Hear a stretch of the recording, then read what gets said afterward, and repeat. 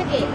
પુલ પાસે જાઓ, પાછી જમણી તરફ હાલો, ત્યાંથી સીધા જાઓ તો એ તમને મળશે.